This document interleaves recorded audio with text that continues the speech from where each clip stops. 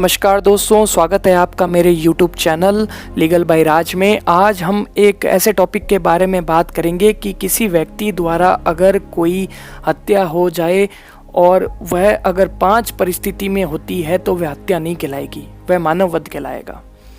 तो सबसे पहले हम बात करेंगे कि आपराधिक मानव वध और हत्या में अंतर क्या है। आपराधिक मानव वध भारतीय दंड संहिता की धारा 299 आपराधिक मानव वध की परिभाषा प्रस्तुत करती है। इस धारा के अनुसार अविधिपूर्ण मानव वध को सबसे पहला अपराध करार दिया गया है। इस धारा के अनुसार मानव कृत्य द्वारा हत्या कारित किया जाना जो विधि द्वारा दंडनीय हो। सभी तरह की हत्याएं मानव वध होती है, पर सभी मानव वध हत्याएं नहीं होते। मानव वध को 2 वर्गों में विभाजित किया जा सकता है। पहला मानव वध जो हत्या की सीमा तक कारित होते हैं, हत्या कहलाते हैं। दूसरा आपराधिक मानव वध जो हत्या नहीं होते हैं। आपराधिक मानव वध और हत्या दोनों में ही समान रूप से मृत्यु होती है तथा मृत्यु कार्य करने का आशय रहता है। दोनों में अंतर सिर्फ आपराधिक कार्य की मात्रा और परिणाम का है। हत्या में आपराधिक मानव वध से आशय या ज्ञान की अधिकता होती है। मतलब मानव वध वह कहलाएगा जिसमें हमें परिणाम का आभास नहीं होता है और हम हत्या कर बैठते हैं। अब हत्या के बारे में हम बताएंगे। भारतीय दंड संहिता की धारा 300 हत्या की परिभाषा प्रस्तुत करती है। दंड संहिता की इस परिभाषा में ही आपराधिक मानव वध और हत्या में अंतर स्पष्ट हो जाता है। धारा 300 के अनुसार हत्या और आपराधिक मानव वध का एक गंभीर और विस्तृत रूप है। संहिता की धारा 300 में हत्या के बारे में सभी उल्लेख कर दिए गए हैं। ऐसा कोई कार्य जो मृत्यु कार्य करने के आशय से किया जाता है जिसमें मृत्यु कारित होती है, जैसे कि किसी व्यक्ति को जहर देना। ऐसा व्यक्ति जो कि झोपड़ी में हो और उसमें आग लगाकर मृत्यु कारित कर देते हैं। दंड संहिता की धारा 300 के अंतर्गत हत्या का अपराध साबित होने के लिए आशय का कोई विशेष महत्व नहीं है। इसमें सिर्फ यह सिद्ध कर देना पर्याप्त होता है कि कोई शारीरिक चोट पहुंचाई गई है। चोट की प्रकृति इस प्रकार की हो जिसमें मृत्यु कारित हो।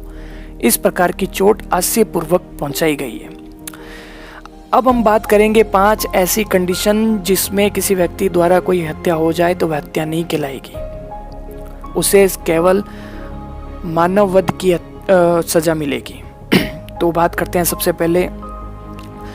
पहली स्थिति है गंभीर उत्तेजना।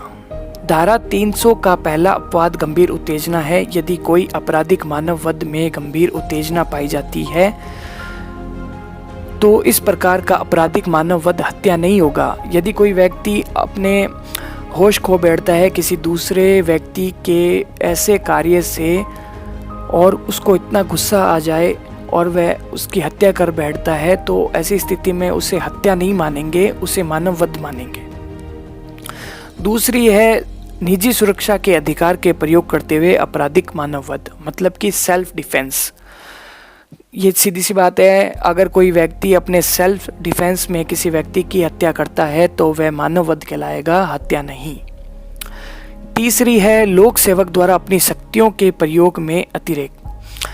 धारा 300 के अंतर्गत तीसरा अपवाद है कि यदि अपराधी ऐसा लोक सेवक होते हुए लोक न्याय के अनुसरण में कार्य कर रहे हैं, लोक सेवक को सहायता देते हुए उसे विधि द्वारा प्रदत्त शक्ति से आगे बढ़ जाए और कोई ऐसा कार्य करके जिसे वह विधिपूर्ण और ऐसे लोक सेवक के नाते उसके कर्तव्य के समय निर्वहन के लिए आवश्यक होने का सद्भावनापूर्वक विश्वास करता है और ऐसे व्यक्ति के प्रति जिसकी कार्य की गई है वैमनस्य के बिना मृत्यु कार्य करें। जैसा कि एग्जाम्पल से समझते हैं कि पुलिस अधिकारी द्वारा गिरफ्तार कर लिया जाता है किसी ऐसे चोर को जो बच निकलने के लिए गाड़ी से कूदता है और पुलिस अधिकारी के पास उसे रोकने का उपाय नहीं है और वह उस पर गोली चलाता है, लेकिन वह गोली एक अन्य व्यक्ति को लग जाती है जिससे उसकी मृत्यु हो जाती है। तो ऐसी स्थिति में ये मानव वध कहलाएगा, हत्या नहीं, क्योंकि ये आशय पूर्ण नहीं की गई है। चौथी परिस्थिति है अचानक लड़ाई। धारा 300 का चौथा अपवाद अचानक लड़ाई है। अचानक लड़ाई के अनुसार आपराधिक मानववाद हत्या नहीं है यदि वह मानव वध अचानक झगड़े के आवेश की तीव्रता में हुई है, अचानक लड़ाई में पूर्व अनुसंधान के बिना, पूर्व अनुचिंतन के और अपराधी द्वारा अनुचित लाभ उठाए बिना, यह क्रूरतापूर्ण या अप्रिय कृत्य के कार्य के लिए बिना किया गया हो। जब भी कोई आपराधिक मानव वध हुआ प्रकार का पाया जाता है, इसमें यह बात महत्वहीन होती है कि कौन पक्ष प्रकोपन देता है या पहले हमला करता है। इसमें अगर किसी अचानक से झगड़ा हो जाता है तो किसी भी व्यक्ति को यह पता नहीं होता है कि उसका अंजाम मृत्यु हो और फिर भी मृत्यु हो जाती है, तो यह हत्या नहीं कहलाएगा, यह मानववध कहलाएगा। पांचवी ऐसी स्थिति है सहमति द्वारा मृत्यु। कभी कभी ऐसी परिस्थितियां का जन्म होता है जिसमें कोई मृत्यु सहमति द्वारा कारित हो जाती है, जैसे कि कोई रोगी बहुत अधिक पीड़ादायक रोग से पीड़ित है तथा उसके द्वारा मृत्यु मांगी जा रही है तथा यह कहा जा रहा है कि मुझे मृत्यु दे दो, और उस व्यक्ति को अभियुक्त द्वारा मृत्यु दे दी जाती है। इसे सहमति द्वारा मृत्यु कहा जाता है, परंतु यह मानववध कहलाएगा, हत्या नहीं।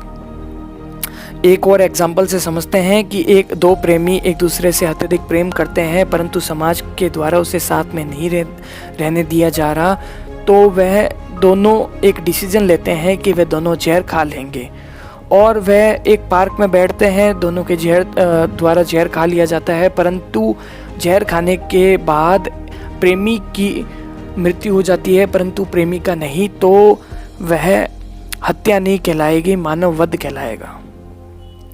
तो उम्मीद है आपको इन पांचों परिस्थितियों के बारे में समझ आ गया होगा।